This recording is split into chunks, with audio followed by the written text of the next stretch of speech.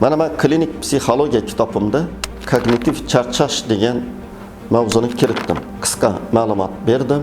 Chunki avvallari yozuvdim bezovta oyoqlar sindromi, keyin yozdim surunkali charchash sindromi.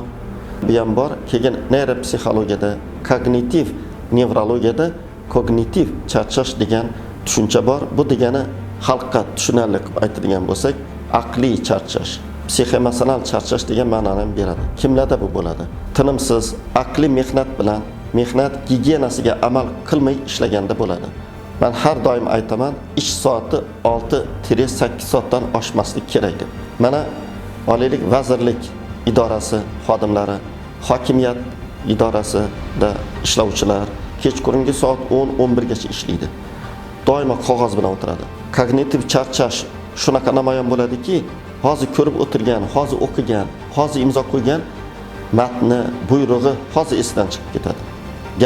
Xodimning gapirgan gapi esida qolmaydi. Kognitiv charchash ko'pincha rahbar xodimlarda. Mana viloyat hokimlari, vazirlar yoki mana katta bir lavozimda ishlaydiganlarda ko'p uchraydi. Demak, bu kognitiv charchash rivojlanmasligi uchun orada ishni bajarish kerak albatta. Dam olib, 1 soat bo'lsa ham imkon bo'lsa toza havoga chiqib aylanib kelib, suzishga borib kelib, ozgina mizg'ib olib kunduz kungi ish bajarish shart bo'lsa, ba'zilar nima qiladi? Kognitiv charchashda dori yozilmaydi.